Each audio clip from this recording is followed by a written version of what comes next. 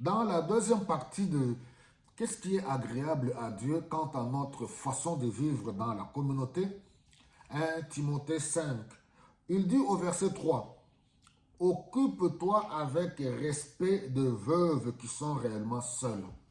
Oui, toujours avec respect. Être serviteur de Dieu ne nous donne pas le droit de mater ni de profiter sur les faiblesses de quiconque dans la communauté. Nous devons du respect à tout le monde. Mais si une veuve a des enfants ou des petits-enfants, il faut que ceux-ci apprennent à mettre en pratique leur foi. Je suis en train de parler sur les valeurs familiales, sur les valeurs chrétiennes pour sauver nos familles. Oui, avez-vous des parents ou des grands-parents dans vos familles? Comment pouvons-nous prouver que nous croyons en Dieu? Nous qui croyons en Jésus-Christ, nous devons prendre soin de prendre soin de nos parents. Il ne faut pas que nos parents soient sous la responsabilité, soit une charge, voilà, pour l'Église, pour nos communautés. Nous devons nous organiser. Les veuves âgées ou les veuves, voilà, il faut tout simplement que leurs enfants et leurs petits-enfants puissent s'en occuper. Et il dit, cela est bien en pratique par rapport à leur foi, d'abord envers leur propre famille et rendre ainsi à leurs parents ou grands-parents ce qu'ils doivent. J'ai parlé la fois passée que, chers enfants, vous devez aimer et prendre soin de vos familles, de vos parents. C'est ce qui est écrit au verset 8. Hein. Si quelqu'un ne prend pas soin de sa parenté et surtout des membres de sa propre famille, il a trahi sa foi, il est pire qu'un incroyant. On peut chanter, on peut prêcher, danser dans l'église, donner des prophéties comme vous aimez beaucoup les prophéties selon vous. Alors, si on ne prend pas soin des membres de sa famille, il dit que non, on a trahi sa foi, on est pire qu'un incroyant.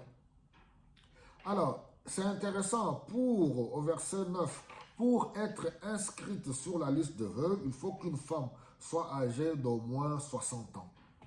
L'église, ce n'est pas un endroit de désordre, c'est un endroit d'ordre où chaque communauté doit s'organiser par rapport au service social de l'église.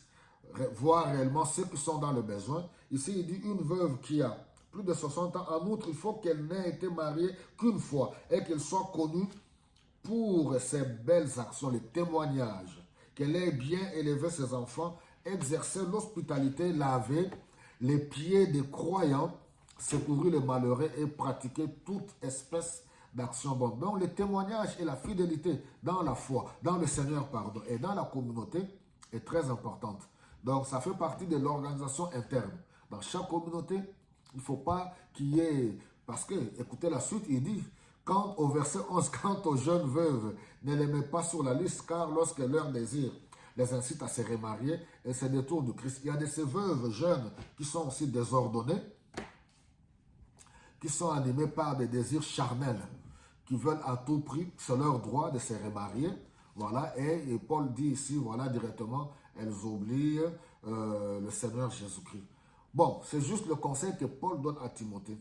C'est un travail des hommes de Dieu, des serviteurs de Dieu, pour organiser l'organisation interne de la communauté et voir qui sont prioritaires par rapport aux besoins, qui sont les nécessités. Et je pense que ça dépend d'une communauté à une autre quant à l'organisation interne par rapport au service social.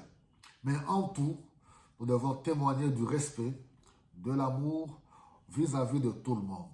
Les serviteurs de Dieu que nous sommes, les âmes que le Seigneur a mis à notre disposition, nous ne devons pas les mater, ni dominer, ni profiter, ni les manipuler.